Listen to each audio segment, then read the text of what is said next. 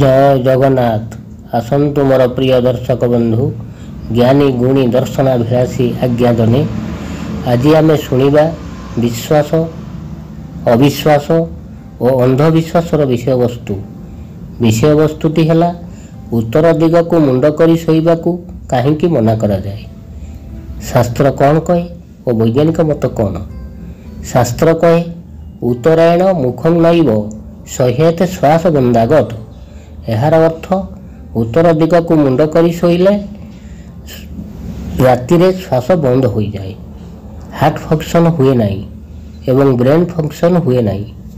वैज्ञानिक मत अनुसार पृथ्वी निज अक्ष चारिपटे बुलूथुवारु उत्तर और दक्षिण मेरु निकट में प्रबल चुंबकीय शक्ति सृष्टि हुए।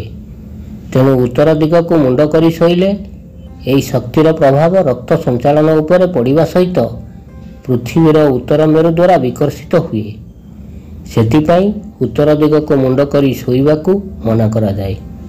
यार उदाहरण स्वरूप जो गाड़ी रे गाड़ी चलुवा दिग को पछ कर बसिले आमर मुंड बुलाए, खाली उत्तर दिग को नुहे पश्चिम दिग को मध्य मुंड कर शोवा मना करा जाइछि।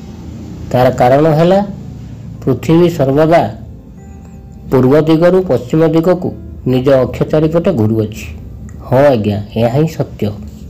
आसतु एवं शुणा प्राप्त कालू गोबर पानी पकाइबा, तुलसी गछरे पानी देवा, संजदीप लगाइबा और गुरुजन मान को प्रणाम करिबा। शास्त्र आमको की शिक्षा दिए? कौन सी विषय को ग्रहण करने पूर्वर ता पछरे थिबा प्रकृत शास्त्र कौन एवं समक्ष विवेचना करिवार क्षमता को निरंतर विकास ही वैज्ञानिक दृष्टिकोण अटे।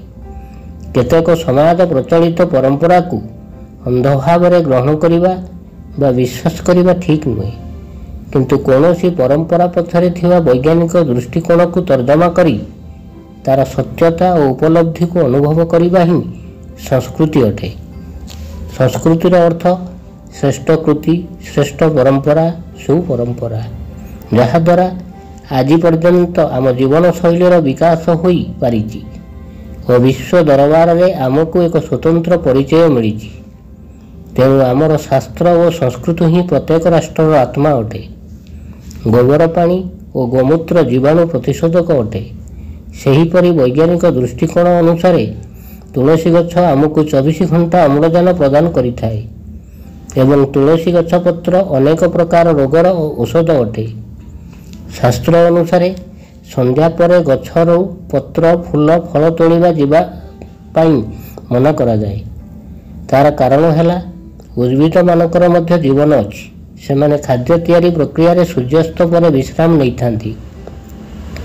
तापर प्रतिदिन संजदीप लगाइवा द्वारा तार चतुर्पार्श्व गुड़िक शुद्ध रहे, शुद्ध वायु प्रवाहित हुए, झुणा तैलर सुगंध चारिआडे विछुरित हुए।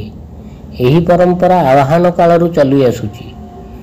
शेषरे कहवा गुरुजन मान को भूमिष्ठ प्रणाम करा जाए कहीं?